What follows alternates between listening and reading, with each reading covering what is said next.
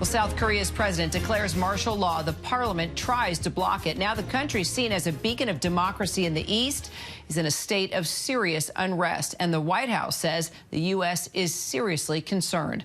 Good afternoon, everyone. I'm Kira Phillips. Protesters and police clash after President Yoon makes accusations of communism in the government and declares martial law for the first time since the military coup of 1979. He says the step is critical for defending South Korea's constitutional order. His parliament clearly not seeing it that way. Yoon is accusing his political opponents of sympathizing with North Korea, saying they paralyzed the government with anti-state activities. But the National Assembly firing back, voting to demand the president lift the martial law declaration. For more, let's bring in Joo-hee Cho. She's in Seoul. Also, our foreign correspondent, Britt Clennett, joins us. Joo-hee, let's start with you. How are things on the ground right now? You see the parliament right behind me. There are a lot of supporters, especially the opposition party supporters right now, demanding the president to step down. They're calling it an abuse of power. They're saying that this was entirely illegal because this all came out of the blue. No one expected this. And we just heard through the news that even his close aides did not even know that he was going to declare martial law. So it's looking quite serious right now. We'll see what happens in the morning. All right, so Britt, the president, who's widely unpopular, already facing impeachment, what do you think led up to this decision to declare martial law? Well, it's looking like it is a political move, despite him characterizing this as kind of, these North Korean influences within the legislature. The Democratic Party, it does have North Korean sympathizers, but it just doesn't go this far as he's projecting it to be.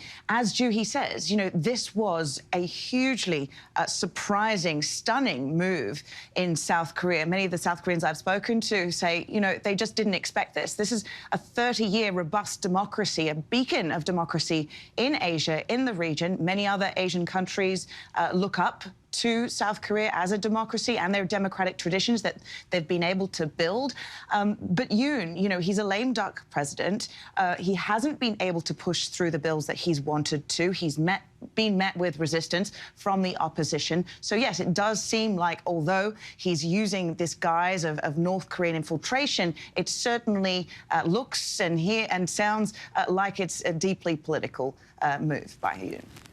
So, Joo-hee, as we know, the parliament voted to reject the martial law. What do you think is going to happen next?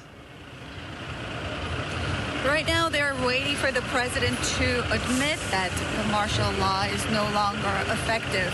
I'm seeing reports, I don't know if this is fake news or not, but I'm seeing reports that there are military soldiers who are trying to arrest the opposition party leader. We'll have to double-check, fact-check that right now, but I did see video of military soldiers trying to break into the window of the National Assembly building.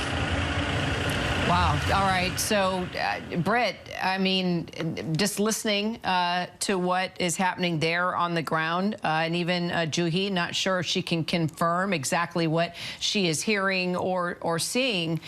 President Yoon is still doubling down and partially blaming North Korea for all of this unrest. But is there any evidence for that? And could this just increase tensions on all fronts? Well, I think that has been the concern, a fear of escalation among South Koreans and in the region, which is watching this very, very closely. And, of course, we know that the United States, the State Department, is watching this closely, too. What we do know is that, the North Koreans, for their part, don't actually necessarily have the capabilities to infiltrate, to use this level of intelligence to figure out what's going on. They will probably spin this in a propaganda way. But certainly the hope is now that there has been this push to ban this martial law, that Yoon will decide that enough is enough and pull out of this. All right. A lot to monitor now. Joo-hee, Britt, thank you both so much. We'll continue, obviously, to follow every development.